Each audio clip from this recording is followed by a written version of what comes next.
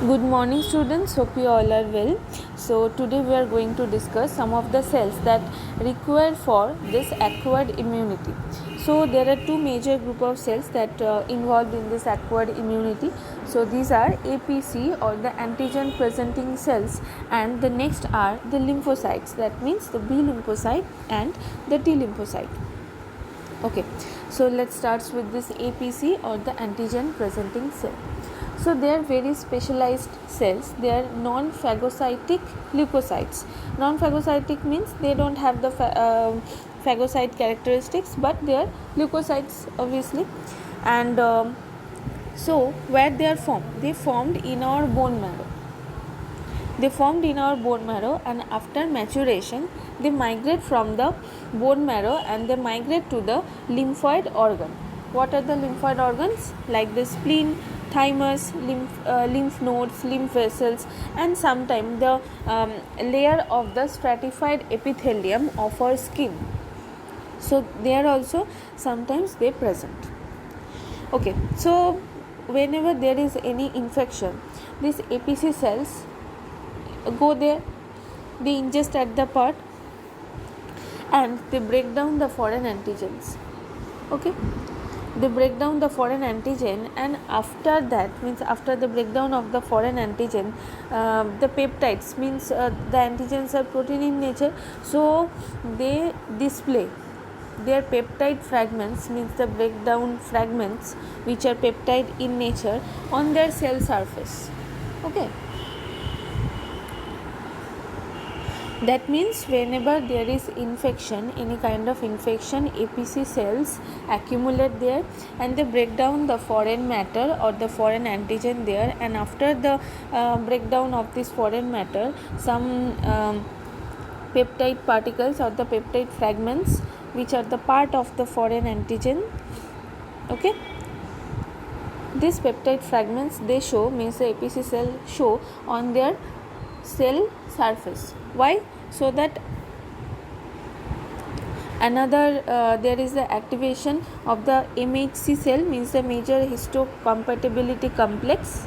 Okay, and after that there is the needed for the activation of T cells, means the T lymphocytes of the immune system, so that the T cells have the proper receptor and they can recognize that which type of antigens are present in our body, and they have to prepare accordingly.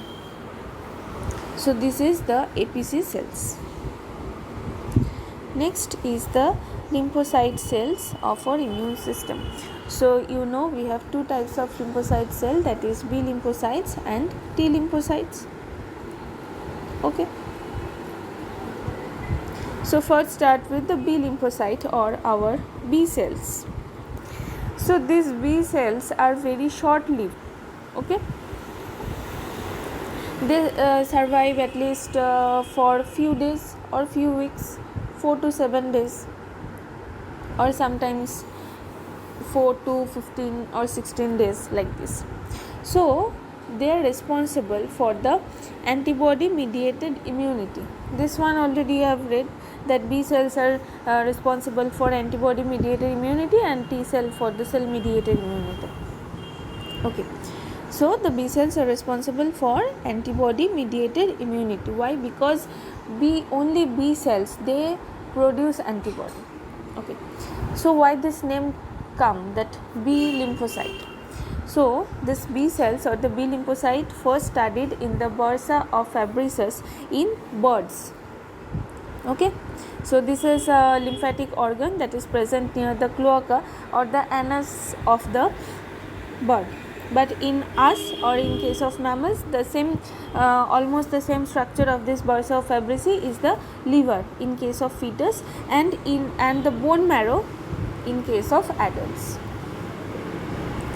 Okay, so in bone marrow, you know, where millions and billions of different antigen binding receptors or antibody they are producing.